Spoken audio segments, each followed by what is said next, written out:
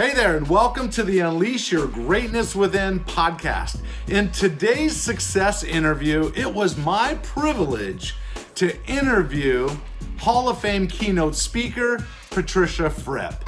You already know. My passion and my mission to help you unleash your greatness within. My heart goes out to the underdogs, that's on their way. If you think you can go from good to great, okay, let's motivate. GreatnessWithin.com, DJ Hoisington. GreatnessWithin.com. You see, Patricia is not only a Hall of Fame keynote speaker, she was also the first female elected as president of the National Speakers Association. And you know what? She's had a long career with coaching and teaching individuals, executives, salespeople, customer service representatives, organizations, how to present more effectively. And in this interview, she shares all kinds of tips, nuggets, and speaking skills that you can apply right now, no matter where you start. In fact, at one point, she puts me on the spot and then critiques me. And you know what? It's all good, because the biggest room in the world is the room for improvement. So this was really a powerful interview, and she leaves so many great nuggets that you can use right away. Now, if you're watching this on my YouTube channel, then I invite you to subscribe, and also make sure you click that notification bell so you're the first to be notified when I come out with a new success interview like this one, or come out with a motivational message. And if you like this interview, hey, do me a favor, like it. And by the way, if you've downloaded the audio from iTunes or one of the other podcast platforms, listen, thanks for being a part of my community. And if you're not a part of my community, I invite you to be a part of my community. All right, now, without any further ado, let's jump right into the interview. Patricia, welcome to the Unleash Your Greatness Within podcast. What a pleasure, and I'm ready to unleash my brilliance for you. Oh, I love it. All right, so listen, you've been a mover and a shaker, and we're excited to have you on the show. You've been in the speaker industry, helping clients and organizations succeed through your presentation skills and teachings and so forth. And I just thought having you on the Unleash Your Greatness Within podcast would be a useful tool and resource for people that are interested in getting into speaking and so forth, because the world is changing around us, and maybe this is a good time to pivot. So without going too deep into that, why don't we start off with you sharing your story? The snapshot of my life. Yes. Born in England, became a hairstylist at 15, came to America at 20 with no job, nowhere to live, $500, and I knew everyone in America was rich and the streets were paved with movie stars. My first job was at the Mark Hopkins Hotel in the beauty salon. I met people from all over the country and all over the world. The hotel was owned by Gene Autry, the singing cowboy, and my dad had taken my brother and me to see his movie. So I knew America was full of movie stars, and I was meeting them. When I was 23, I became one of the first women in men's hairstyling when it was a new industry. I was one of the last two students of the great Jay Sebring, who built a name for himself as the Hollywood hairstylist. I'd pick up the phone, it would be Steve McQueen saying, "Hey, can Jay go racing with us tomorrow?" At our opening party, Paul Newman, Joanne Woodward, Warren Beatty, and Julie Christie came to our opening party. And this hand shook hands with Paul Newman. Now, for any of the women who are, let's say, 50 and above, will think that's a really big deal. Wonderful man. Now, you probably are too young to remember, although the characters were in the movie Once Upon a Time in Hollywood. My boss, Jay Sebring, was murdered by the Manson family. Ooh. And at that point, although I didn't know what was going to happen, my best friend Frankie worked in the next booth, said, "Patricia, now Jay's dead, you're going to be the star." And I was on all the radio stations, TV stations, all the newspapers wrote about the new industry and so few women. Fast forward When I was 30, I opened my own business, and I was traveling nationwide for a hair product company, delivering seminars for hairstylists on cutting and how do you sell more product and manage your business. Sure. And all my executive clientele, because my clients were the movers and shakers in the financial district, you say, well, Patricia, you're speaking. Can you talk to my Rotary Club, Kiwanis Club, Breakfast Club? And after 2 free speeches, I realized people who heard me speak came into my business.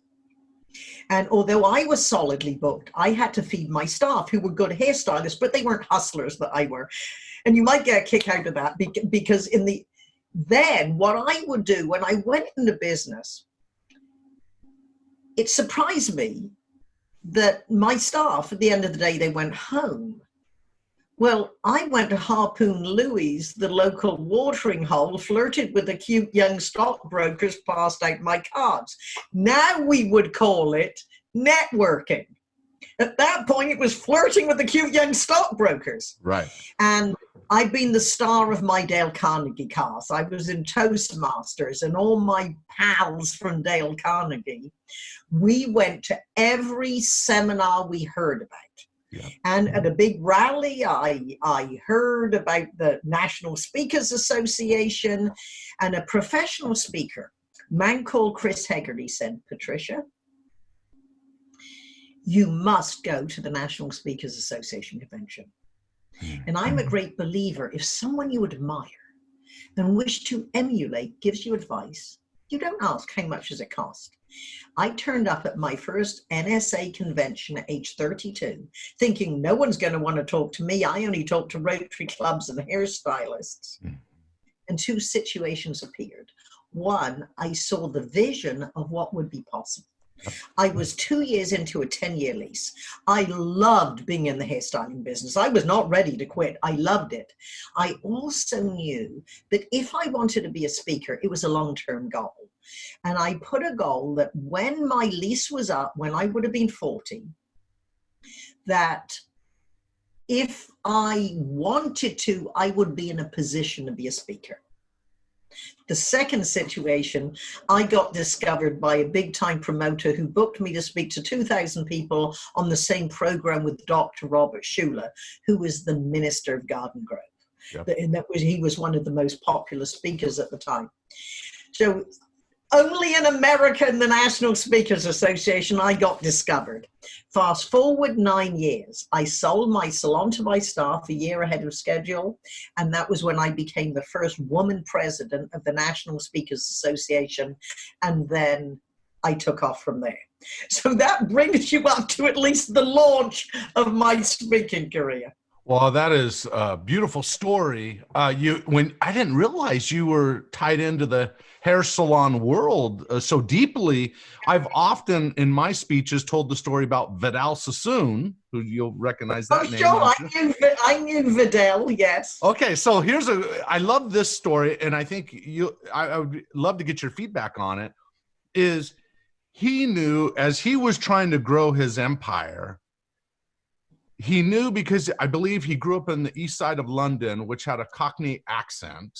Am I saying that right? Cockney accent. Yeah. And he knew that he had to overcome that Cockney accent to be legitimate, I guess, or to be professional in growing his brand and so forth. And so he would meet with a lady who would help him, a linguist who would help him overcome that.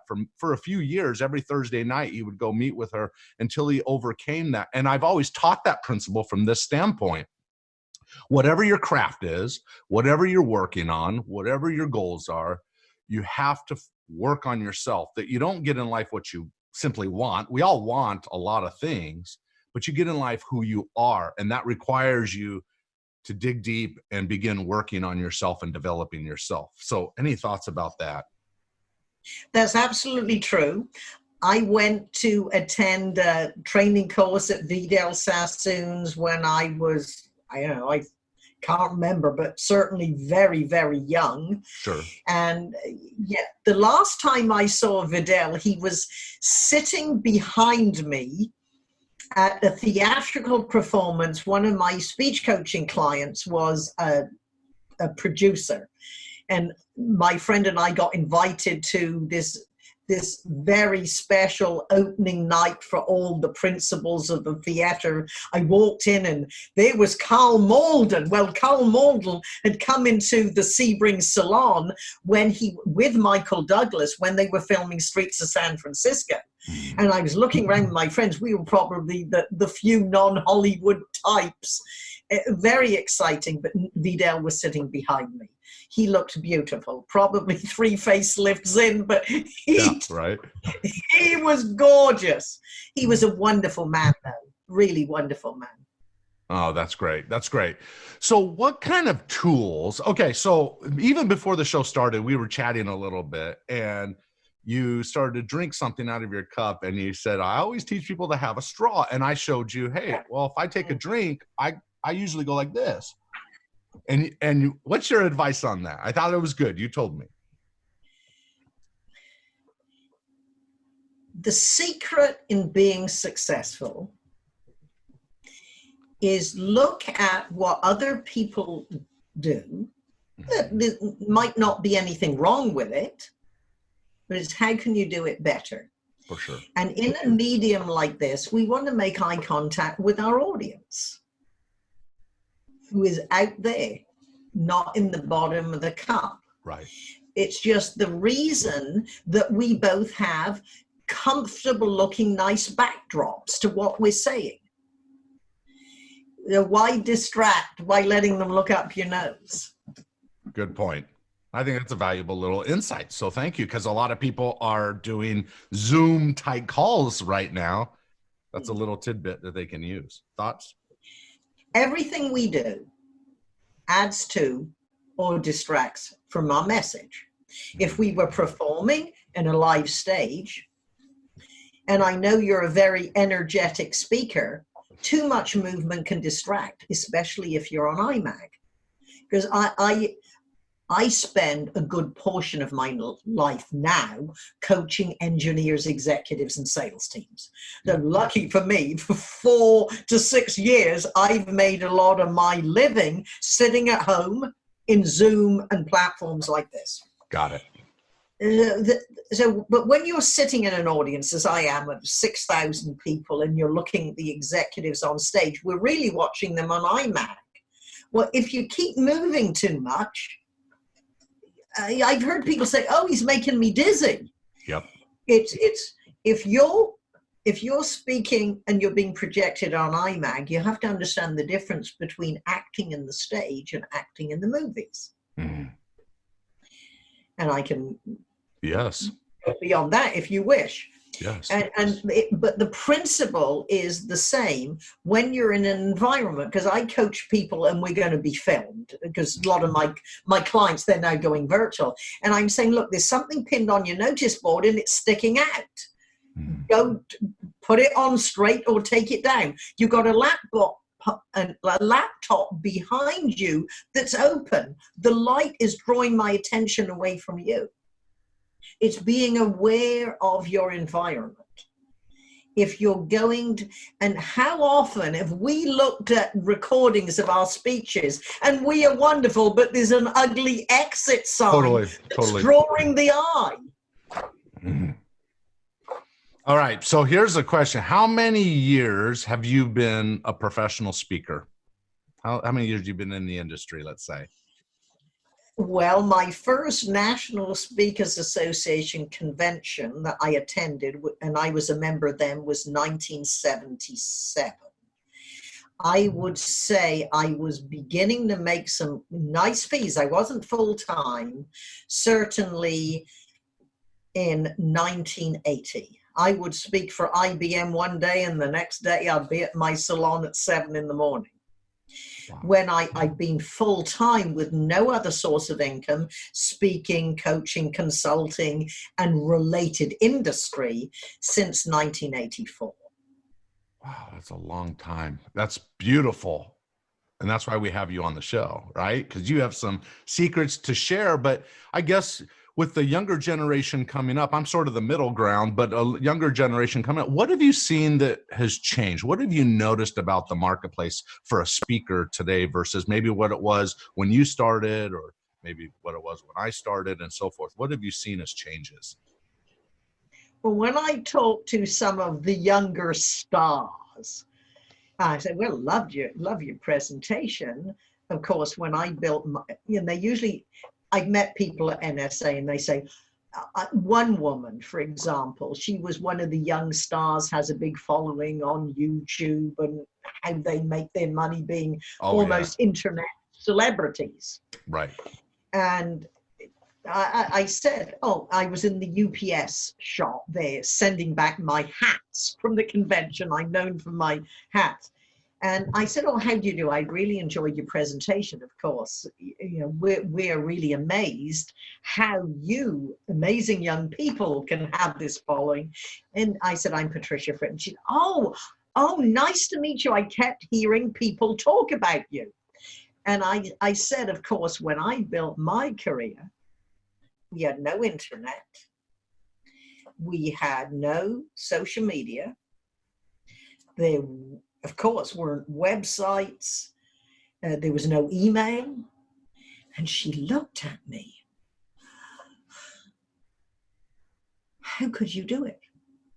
Well, you join the Convention of Visitors Bureau, you write letters.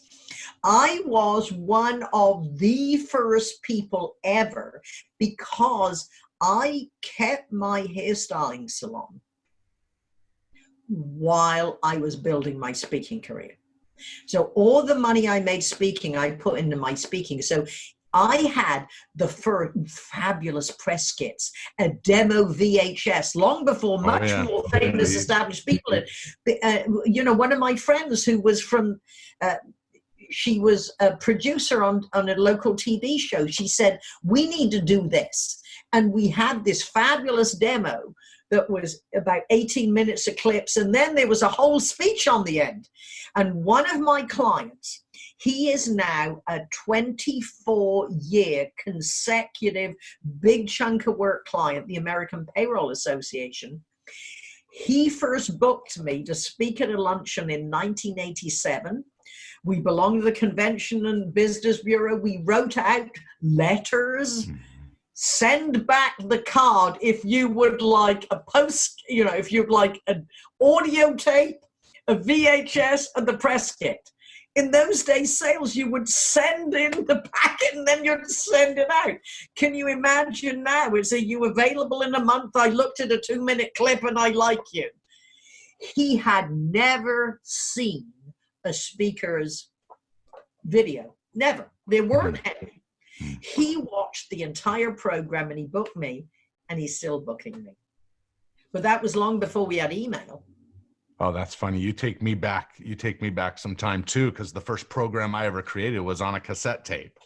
Oh yeah. And then it went to CD, right? And I think about where we are today. It's changed, And you know what? The other thing I've noticed has changed is when I look at the legendary speakers like yourself and some of the others, you got the Stephen Coveys out there, and I think Tony Robbins has made a little bit of a change, but you see more casual clothing today versus I remember the time when it was that speakers were sharp, dressed nicely, and nice dresses if you're a female, whatever. And if you're a man, you had a suit on with a tie and you presented yourself well.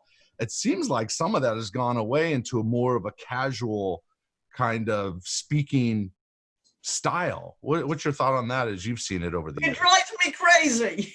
Does it drive you crazy? Yeah. I know we all have different personas. Right. And being British, I might be slightly more formal, even though I have a much more American personality. Mm. But me, I'm not going to sit. I remember the big time speech, Dave Yoho, who is still alive and well, training and speaking at 90. He was one of the other speakers, and he said, would you like my seat? And I said, no, thank you. I don't want to get wrinkled. I'm not going to go on stage with a wrinkle. Mm. I would have a lot of clothes made that was a pantsuit, and I would wear the pantsuit when I'm in the meeting. Then I'd go change in the skirt. So when I walked on stage, I had no wrinkles in the skirt. Because I have looked at male speakers that are so wrinkled in their pants. And why the heck didn't you change, or you stand up, you do something? I understand we are a more casual environment. It depends on what type of company. If you wear jeans on stage, and I know it is a popular look to have a nice shirt, no tie, a jacket, and jeans, but there's a difference between jeans that you have pressed that have a crisp look. They go to the cleaners. You don't put them in the washing machine and sit at your desk all day in there. So there's jeans and there's business jeans, and there's good shoes, not running shoes. Yeah. Now, I have friends that their whole persona is a tacky t-shirt. I don't get it. Okay. So I'm not alone in thinking, not that maybe there's a time and a place for that. It's changed. That's all. It's just changed over the years. And so I remember a time I was invited to speak with Brian Tracy. Oh, Brian, wonderful man. Yes. Oh, yeah. He's been so good to me over the years with endorsing my books and so forth. But I walked on, it was my turn to speak. And I went on stage. My suit jacket was open. Mm-hmm. And I did my presentation. And then we went to lunch afterwards. Mm-hmm. And sitting there at lunch, he told me, TJ, mm-hmm. never, ever go on stage and have your suit jacket unbuttoned. When you're on stage, you close that suit jacket and you present with class. And I thought, wow. And ever since then, mm-hmm. I've always done it. There's been times when I've been in small groups where I haven't done it, like a corporate client or something where I haven't done it. But if I'm in a keynote address of 1,000 people or something, and I'm wearing a suit, it's going to be buttoned. Any thoughts on that? I mean, it's a matter of being appropriate. Now, what you could do is walk on stage with it buttoned, and then deliver your opening and your into your premise. Mm-hmm. And then you say, let's roll up our sleeves and see how these 3 principles are going to increase sales. Then what you could do is open your jacket. Because now it's almost metaphorically you're rolling up your sleeves and getting to work. That's good. That's good. So it would be, but once in a while, you hear people say, he breaks all the rules. You might talk about Tom Peter. You might say, oh, she breaks all the rules. And what I would say, if it's a seasoned speaker, unlike a new speaker who's doing it their way, I would say, no, that isn't true. Because principles are universal. Yes. Universal principles on what makes a presentation great have been around many since Aristotle. Mm-hmm. And what I say is, no, he or she understands the principles and makes a different theatrical choice than you think is proper. Okay, I got it. So let's do this. Let's shift. And let me ask you, hey, what are, for the audience sake that are sitting here wondering, hey, okay, Patricia, give me some tidbits. So can you give us a few of your strategies or speaking tips that can help someone that is getting ready to go on stage or has a presentation 2 weeks from now, or maybe a year from now, it doesn't matter, right, their next presentation? What's some insights that you would share with them? If you are in sales, if you're a leader, if you are a seasoned speaker, a novice speaker, an executive, or a professional speaker, this would be a handful of Fripp techniques. 1, open your presentation with impact. Now, there are many ways you can open your presentation. I heard a CPAE Hall of Fame keynote speaker, will not mention his name, were introduced. Our name is probably on our slide. You walk out and you say, hi, I am, as if they didn't know you're in the program you've just introduced. And I'm going to give you 10 things. 1, open your presentation with impact. Whether it is a question, a quote, a story, a statement, whatever, but come out. The purpose of the opening of your presentation is to arouse interest in your subject.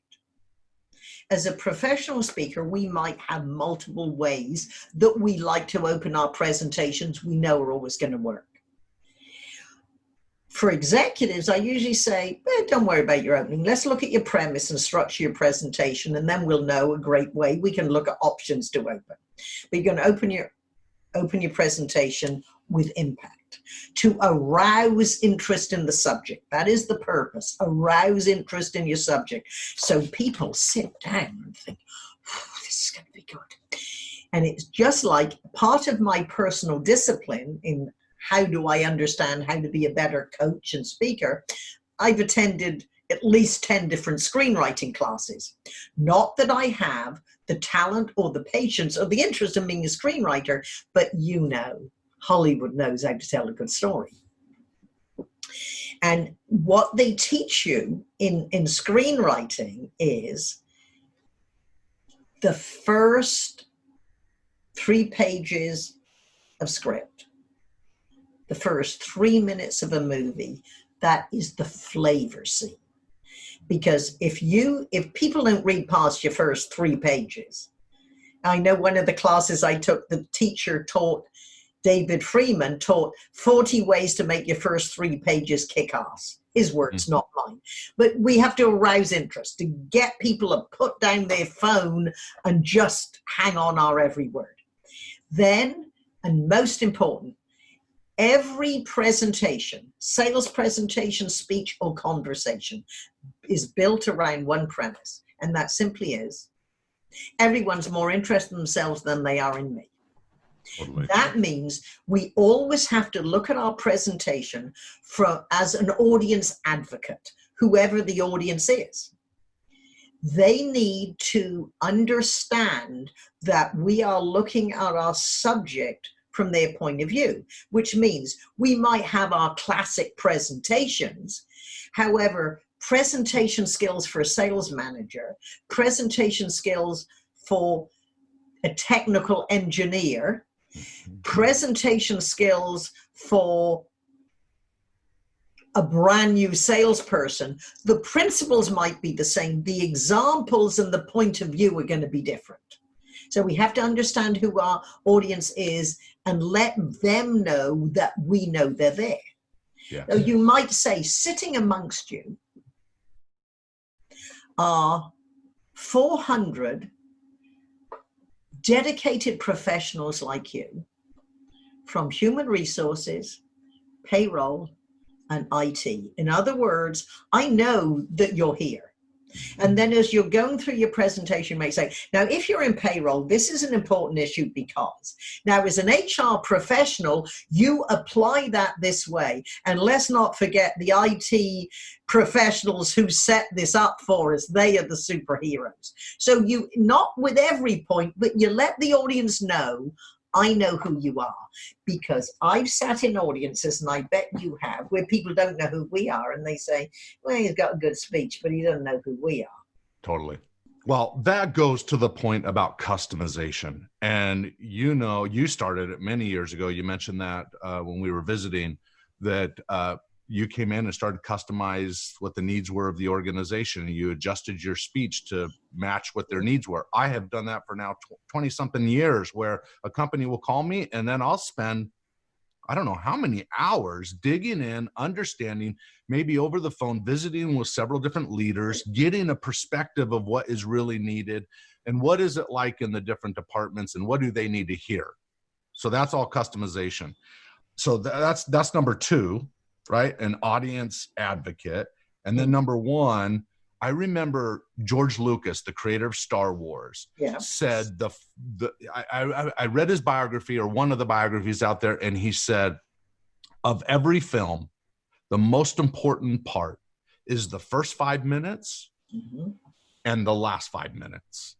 And I thought, wow, so I've often taught that. So my go-to has always been, it's not always this, but a lot of the time, I quote a portion of the quote Invictus, out of the night that covers me. And then I get everybody to say it's possible, because I'm a can-do guy. And I believe the ugliest 4-letter word in the world, right, is can't. And so my goal is to help people unleash their greatness within. And so I always start with something. And I think when I do that, you said you usually find something that works. And for me and my audiences, when I first come on stage, I do not introduce myself. I'm likely already being introduced. Of course. Right? So I don't need to repeat what they already know or they already saw on a program. I come in straight with a story or straight with that quote. And I think that's a valuable instinct. And I just want the audience to really hear that. The way you open up, you need to come in confident, strong, with something that will grab their attention the moment you start speaking. That's really important. Okay, so that's number one. Open. Your opening is vital, and audience advocate. Okay, where do we go next? Well, let me give you a little bonus technique. Perfect. From just seeing what you've done. Now, what you said, you come from here and you go there. Is that correct? Mm-hmm. Now, as the audience looks at us, I want you to do it the other way. We begin here and we move there.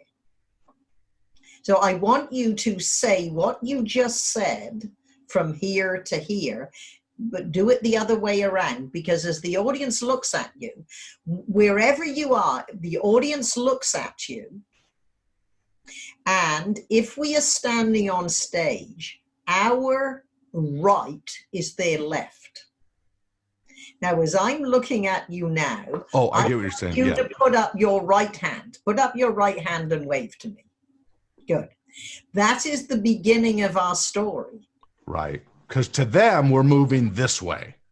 Yeah, very good. Because it's how we read from left to right. Right. It's like the aerobic teacher that says, put up your left hand, but she's putting up her right hand. Right.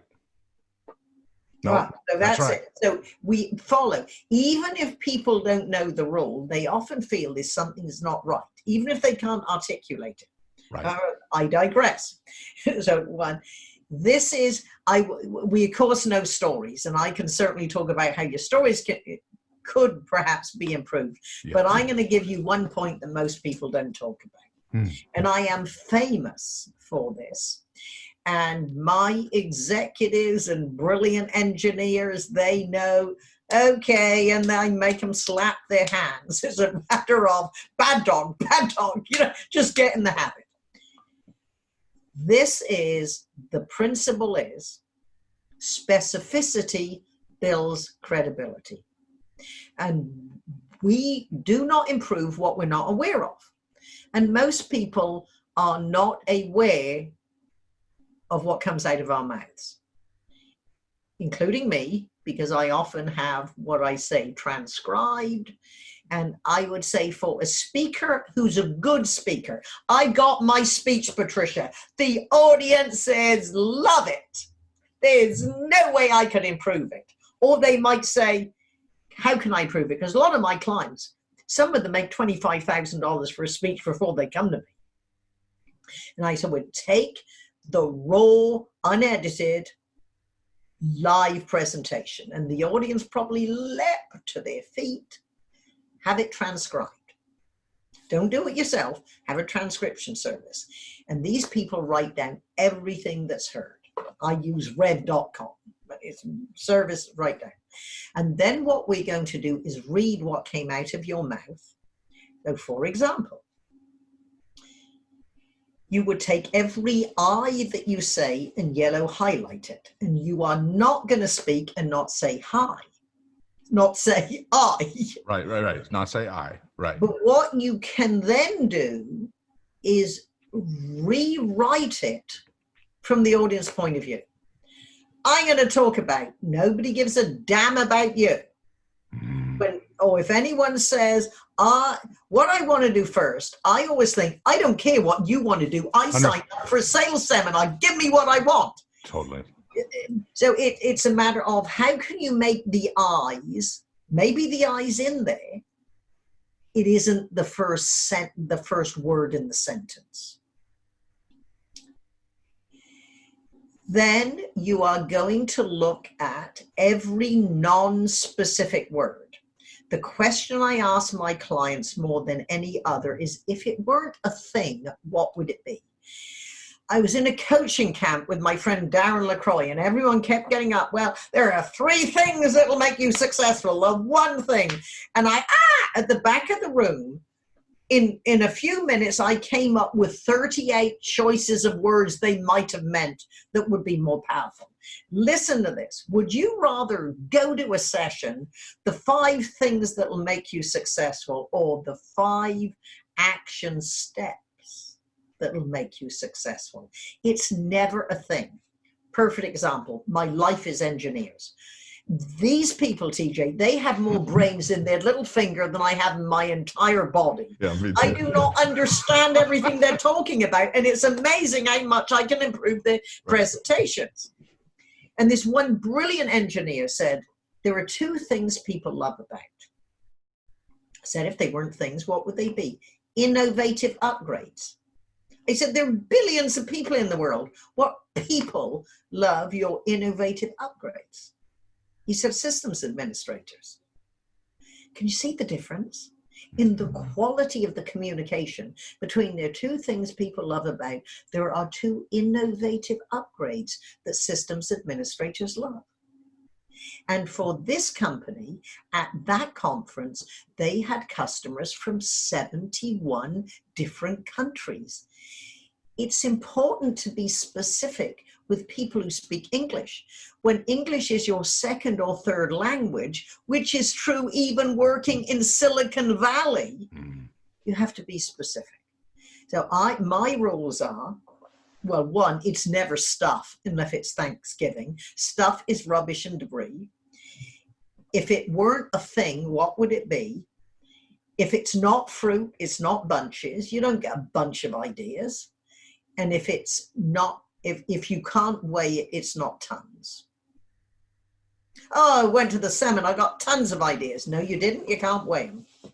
I went to a trade show, got bunches of cards. How can a sales manager watch the investment of paying $5,000 for a trade show booth unless you come back and said, we had 1,000 visitors to our booth. We identified that we had 300 of our customers and 25 have already signed up for a demo of our new upgrade. We had 150 genuine new prospects, of which the internal sales team have already followed up with 75, and we've got 52 demos scheduled. That's specific. Very specific. That you can manage. Okay, love that. Let me go back to I. Are you saying, clarify that? Are you saying change it for we, or are you? Not necessarily. But what you can say, well, could you, and I'm putting you on the spot, okay, pick up any segment of your presentation, or it could be a story, just in the moment, any segment, and I'm going to suggest, TJ, you think I'm going to give her my best content, but she would give me no suggestions whatsoever, except saying, oh, you're the best speaker I ever heard. Okay, so give you something that I would share. Yeah, a real life, as if I was an audience. All I would ask is perhaps deliver it a little slower than you might in real life. Okay. So that I can digest it. And when I put my hand up, I want you to stop. Okay. It might only be 1 line because I can't look at 45 minutes, you know. No, I'll be quick. I'll keep it simple. I'll keep it simple. Good. Okay. So one of the principles of achieving success or greater results in your life is that you must. Okay. As you reflect on your life, one of the principles that has probably led to greatness, perhaps in your past, certainly in your future. Now, what I would say with what you do is slow down and cut your sentences into shorter phrases. I encourage my clients and my sales team Yeah. have a list of you-focused language, such as, in your experience, perhaps you agree, how often have you felt, how often have you done, how often have you seen? If I were to ask you, now have phrases, and then as you look at your content, you might think, could any of these phrases fit in? So what I want you to do is just do that again and think. I tell all my clients, I'm not saying you're not going to read a script. However, when you're developing what you're going to say, write it down the page in phrases. For example, one of my classic stories. I'll never forget the first time I met Larry Mariottini. It was 10:45 on a Tuesday in 1972. I walked into the lobby of this very she men's hairstyling salon where I worked, and there he sat, looking most uncomfortable. Someone had said to him, "You need Miss Fripp." He didn't know he needed Miss Fripp, but he was there. Okay. I get it. Now, see? All right. Phrases. Because what we are doing, the written word is for the eye. If you were going to read your book, the sentences would be longer than if you were going to tell the stories that are in the book. Totally. I agree with you. And so when so if I were to share the principle of demanding the best from yourself, this is where I was going to go with it. Okay. One of the habits of high achievers, as we've done research, is that Stop there. Present information in the way it would have happened. So I would say, over the last 15 years, we have researched. So the research comes before the observation. True. Agreed. Because then I would go into, did you know? Okay. Now, what I would want to say is, take that one sentence you gave me and swivel the two parts of it around. So something about, I believe what you said was about the seeds of greatness based on research. No, I'm saying research comes before your realization. Okay, so over the past 15 years, research has suggested that high achievers demand more from themselves. And let me give you an example. Okay, stop there. Now, if I were your speech coach, I would say what makes a story come alive is dialogue. So over the past 15 years, research has proved, or what you say is research tells us. Right. Quotation mark. You want to be successful, you need to. So even the research can become a character, and characters speak. I agree. So I would have to retool that. Where I was going with it was using an example of Michael Jordan. He lived by 3 rules. Rule number 1. Okay. Right? Know the fundamentals. All right. Number 2, never take shortcuts. By the way, did you know that Wendy's restaurant has square hamburgers? Do you know why? Okay, I'm going to suggest, now this is, again, it's a theatrical choice. I get it, I would say, if you introduce, he's going to say 3 pieces of advice, and you deliver it as if he was saying it, so that is good. That's good. Okay. You said there are 3, you gave me 1, you gave me 2nd, now you gave me an example, and then you're going to give me 3. Yes. If you do not give me an example for 1, don't give it for 2? No, you say, this is what he was told you. 1, 2, 3. And stay with just those. Stay with those, and then said, now let's add more. Let's give an example. Let's go back. This is what he meant. The 2nd. Love it. You have to keep a parallel structure. Good. Whatever you do for the 1st, do for the 2nd, the 3rd. It's a theatrical choice. You can say, gave you 3 pieces of advice. Okay, so let me throw out one other idea. Okay, good. Okay. And this is how you can bring the audience into your story. Got it. It's your story. But what you could say, if you were lucky enough to sit down, have a cup of coffee with Michael Jordan, say, hey, Can you give me the secrets of your success? Yeah. He would tell you, sure, Patricia, 1, 2, 3. And if you were to say, Michael, that sounds good, but could you give me an example so I can really see it? He would tell you. Good. How good speakers like you who have been successful, what happens when you work with a speech coach, and I'm not suggesting you have to, is very often my executives, other speakers, what they do works. However, they don't always know why. And I believe that. That's a true principle. Yep. Because a lot of people are self-taught, as I was. It was then, once I was a Hall of Fame speaker, I started working with speech coaches and analyzing. For example, once I met a choreographer. I said, "Do you know anything about speaking?" He said, "No." I said, "Good. I want to pay you to watch me deliver a 3-hour presentation. And then you just look at it from your point of view. Tell me what you think." He gave me one piece of advice. He said, "Patricia, you do a marvelous job using the width of the stage. You don't use enough with the depth of the stage."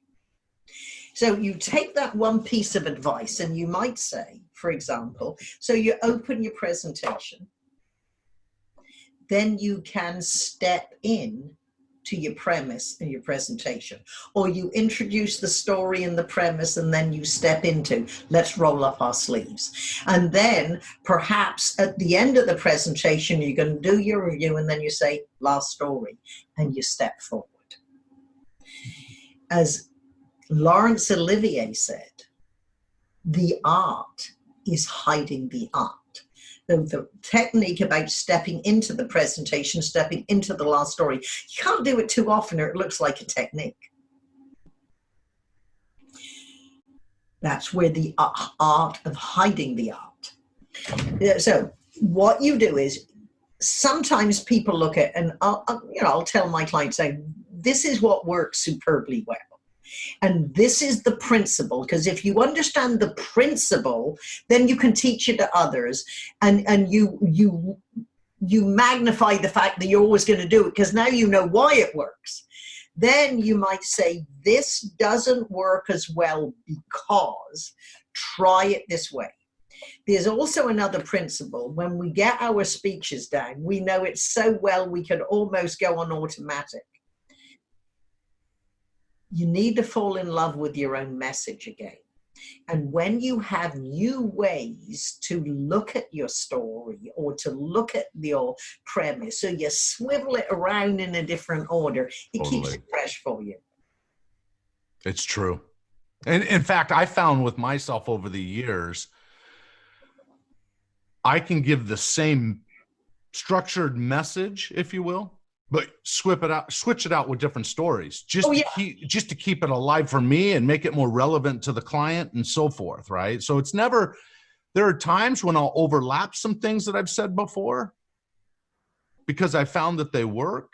Oh yeah, so this is what you can say is, hey, so you go in, you teach your 5 principles. Oh, we loved it. Can you come back next year? Yeah. So you say is, last year you introduced the 5 principles. And talking your sales manager and Joe and Mary and Sue, they've worked. Right. So don't worry, I'm not confusing you.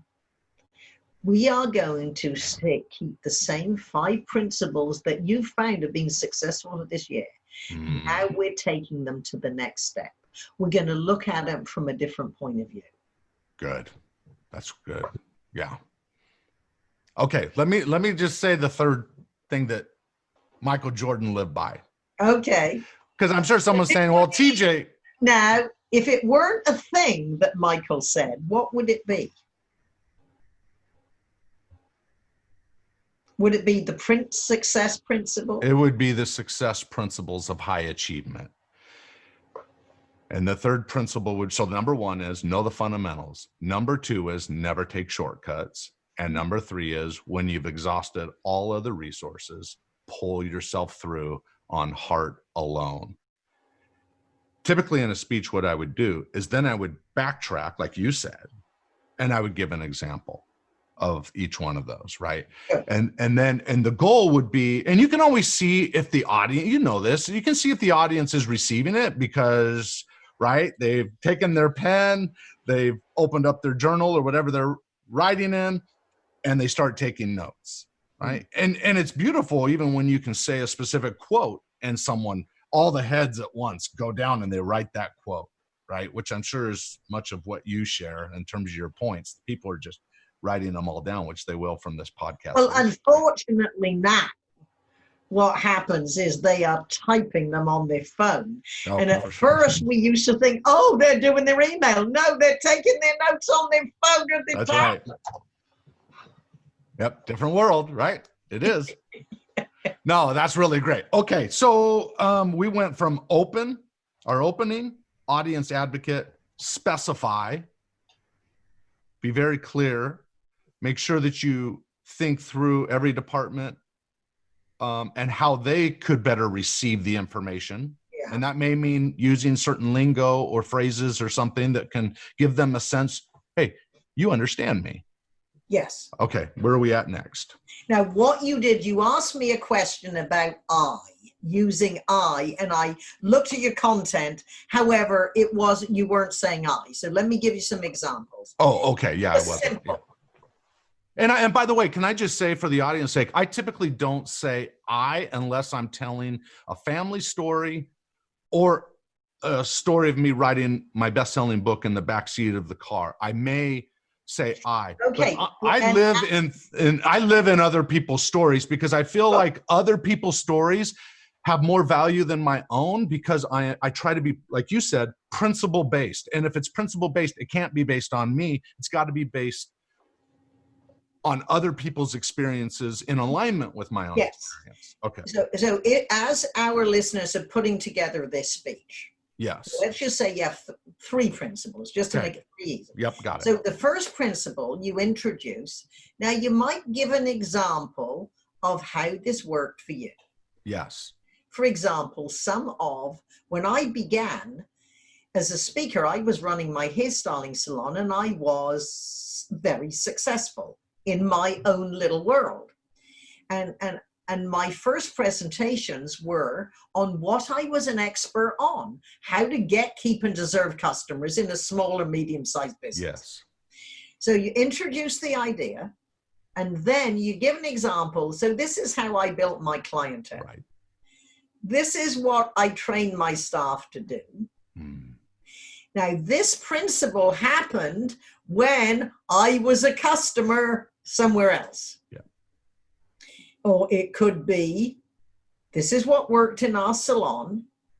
This is what worked in your industry, in the hospitality industry.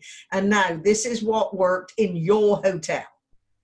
So you go, your knockdown, drag out, perfected signature story, because it goes in every speech. Right. Then it goes in what's the closest related industry. And then it doesn't have to be as word perfect because it's about them. You put it together for them. But what happens is in your subject, as you have more examples from your own clients, that content develops. Now, ways that you can bring the audience is, for example, I heard you say, I wrote my best-selling book sitting in the back of a car.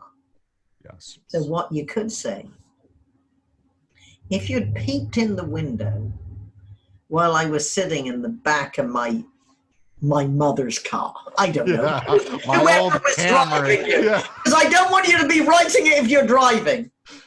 If you'd peeped in the window while John was driving me around Cleveland, you would have seen me write in a journal.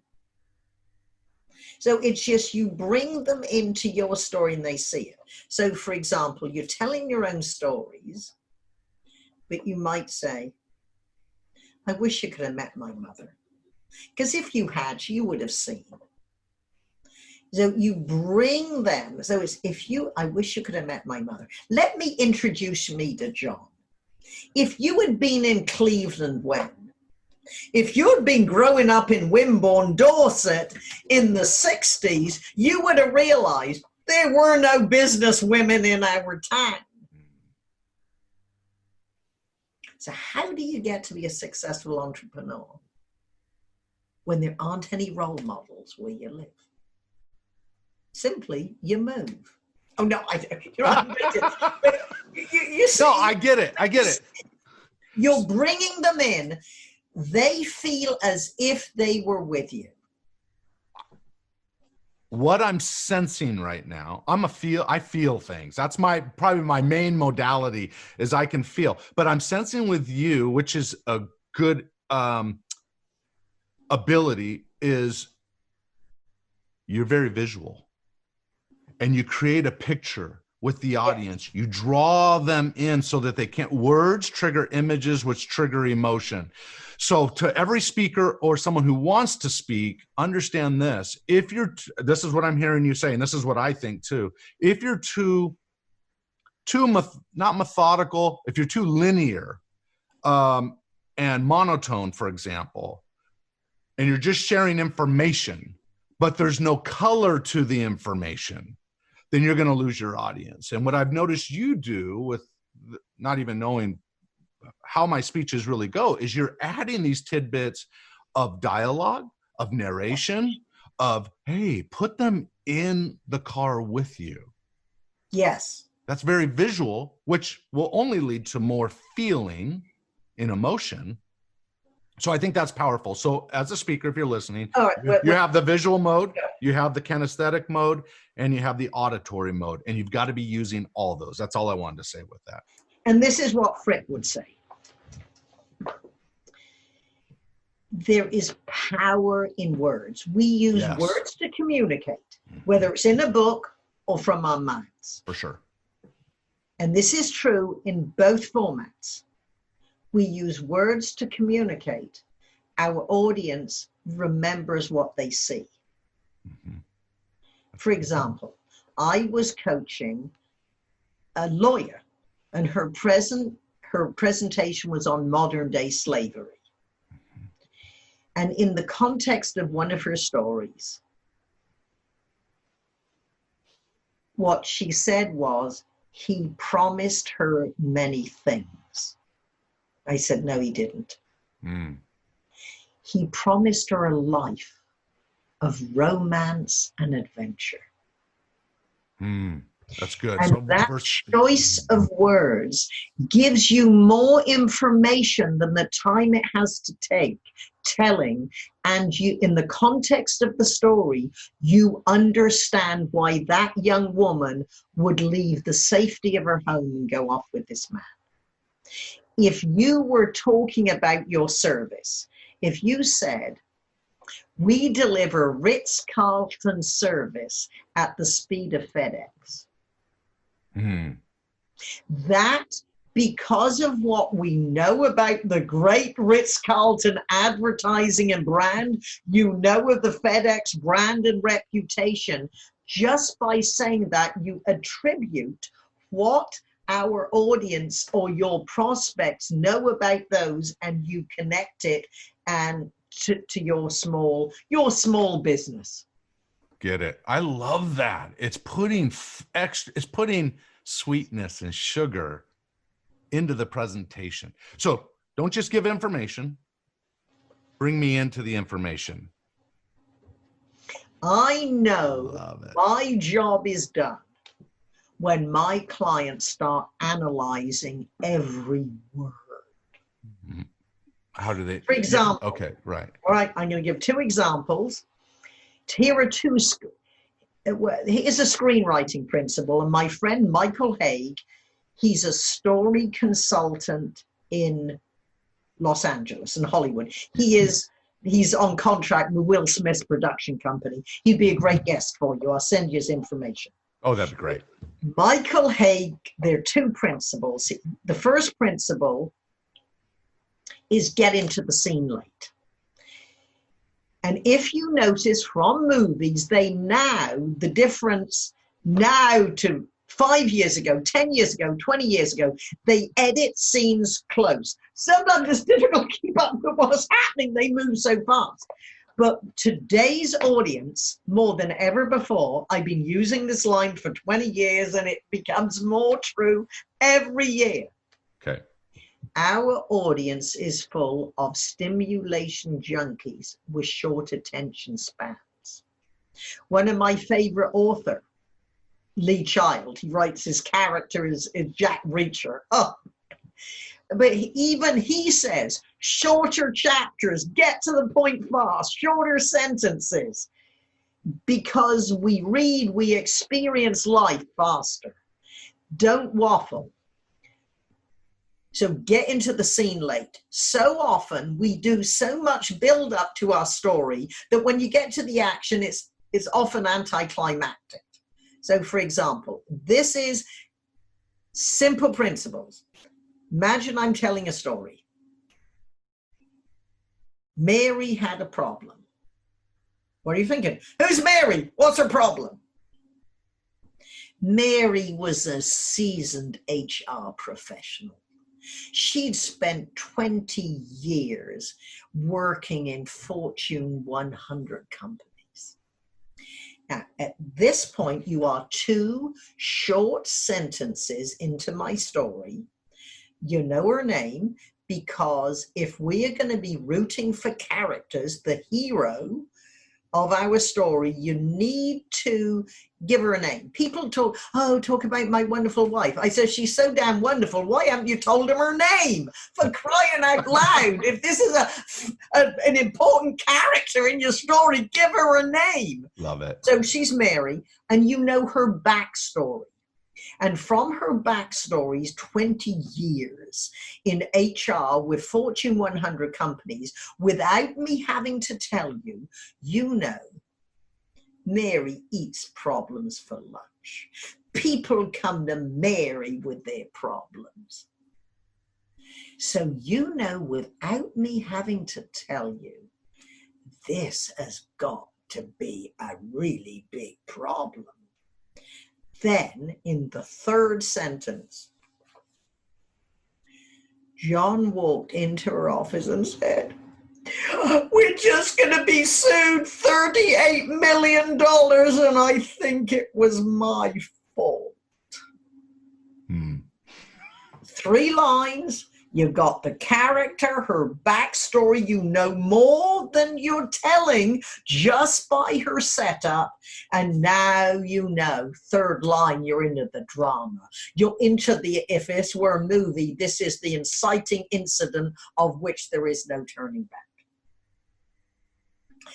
Another lesson that Michael Hay gives us that I use all the time with sales teams, because I help a lot of sales teams with their happy customer examples. Right. And that is, and this is true in all storytelling, a story has to be true. It does not have to be 100% accurate. Because what happens when you're telling a happy customer stories in sales? I always say, imagine your happy customer that's given you permission to use their story. They're probably on your website and in your glossy brochure. This is an endorsed story.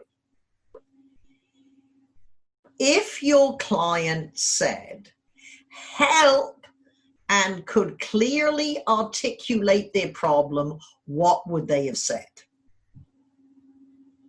And that is always in their words.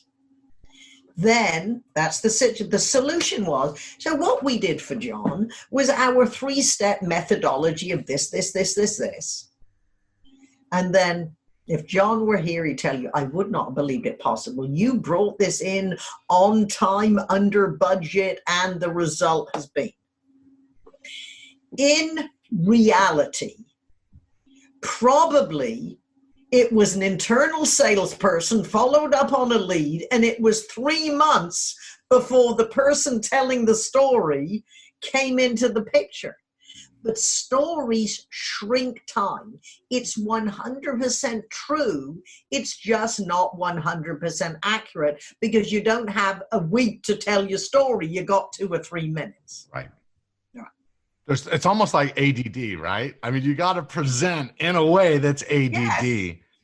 What I tend to do is get to the principle that's useful for them quick. And what I'm hearing you say is keep doing that.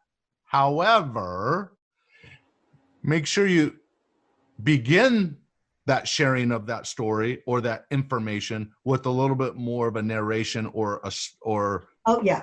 The principle is characters speak and we want to hear what they say. Yes. And when you deliver it in dialogue, because if John walked in to Mary and said, we are being, and told her that the company was being sued for $38 million, and it was his belief that he might have been the initial problem. No. However, when you say, we're being sued, you can add the emotion. Right. So take it from third person. If I'm hearing you right, take it from third person to first person, and then speak as the character, speak as or the characters. Yes. Well, that's huge. That's that's beautiful. Great. It's you deliver the dialogue. You don't report on the dialogue. So this is one of my classic stories, and it is 1 minute and it's nearly all dialogue. I was coaching an executive and he was talking about corporate citizenship. And it was obvious he cared very seriously about the subject. There'd been a tsunami. The salespeople had donated $360,000 the company had matched. And I said, Bernard, how do you explain corporate citizenship to your children? He said, it was the day after Christmas and I sat both my children down and told them, you are very lucky children. You have generous parents and even more generous grandparents. And perhaps you'd like to give us one of your gift certificates or one of your presents, and we'll take the money and give to children who no longer have homes. He said, I was so proud of my 14-year-old son. He said, Papa, how much do I give? Because I could give you all of my savings, all of my pocket money, and all of my Christmas presents, and it would still not be enough to make a difference. What do I give? And Bernard said, I told them, you never give it all. You just give enough that it hurts a little. If you had that story transcribed, it takes less than a minute to take, and the transcriptionist would put quotation marks throughout 90% of it. Right. Is delivering the dialogue. I love it. So you started off with the situation. And helping him with his speech. This was the subject. And now I went into the actual story, the dialogue. Oh, that's great. It's good stuff. Bring the characters alive. When you're telling a story, just don't tell the story. Be the story. Be in the story. Bring the audience into the story. And here's one other principle. Okay. My acting coach friend, Kay, said words are $10 each. And you got $30 for a sentence. And of course you say, Patricia, sentences have more than 3 words. Of course they do. But the point is, not every word is of equal importance. Mm-hmm. And we need to do the work for the audience. So we have to punch the most important words. I'll give you an example. General Eisenhower said, leadership is the ability to decide what has to be done and then get people to want to do it. Mm-hmm. And this is how actors might interpret the same script different ways by where they put the emphasis. And we're talking about creating pictures. And if you start analyzing the words, and this is, I have a book called The Brilliance Breakthrough. It was written by Eugene Schwartz, a professor. It is out of print. Last time I found it, it's $936 secondhand. Here is the principle. he said, words, there are two types of words. Forget nouns, adjectives, pronouns. Two types of words, picture words and connecting words. Now let's look at one simple sentence. I walked into the boss's office. I sauntered into the boss's office. I rushed in the boss's office. I staggered into the boss's office. You were still getting to the boss's office. However, each word of how you describe how you got there, not only does it create a different picture to set up the story, you even say it differently, because you can't say sauntered and rush the same way. That's how you add color to a story and a speech. So you deleted the word, you changed the word from walked to staggered, for example. Yeah. Huge. To rush. Simple, but simple. What tone? Because if I sauntered into the boss's office, you thought, wow, she's cocky. She feels I just made a $5 million sale and you are lucky to have me work here. Now, if you walk, okay, fine. But if you rush, oh my gosh, you got to tell him either exciting news or bad news or a disaster happened. What is it now? So you see, it's what mood do you want to set and what's going to follow. Patricia, you've given us a lot of tools and applicable, right? You're using me as the guinea pig. So so it's all good. I think we should probably bring it to somewhat of a close. We probably should. But I think this conversation could go on a lot longer naturally, because I just know you have the nuggets and the tools. And so let me ask you, where can people go to find more about you or what you're offering and how you can be their coach or whatever? Give us a little bit of insight. We'll put a web link up and so forth. Let us know. Yeah. My website is Fripp, fripp.com, my name, fripp.com. And from there, you can see all my services. There are free resources that you can download. And if you wanted to know an easy, convenient, quick, and cost-effective way to learn in 10, 12 hours what it's taken me 40 years to learn, Fripp, VT, as in virtualtraining.com.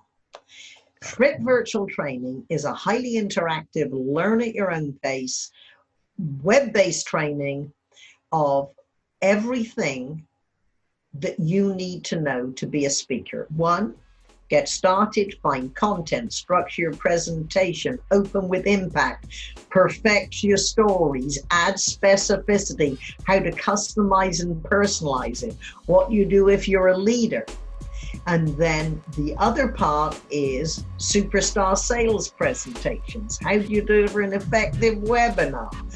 Case histories, if you got 5 minutes with an executive, what you say. So if you think the first part is all on a curriculum of what you need to know as a speaker. The second part is what you need to know if you're in sales or selling your services. Love it. Fripp VT. You can take a trial, and from Fripp.com, you want to talk to me, fill in a form, or. Thank you, Patricia, for being on the Unleash Your Greatness Within podcast. You were great. Thank you.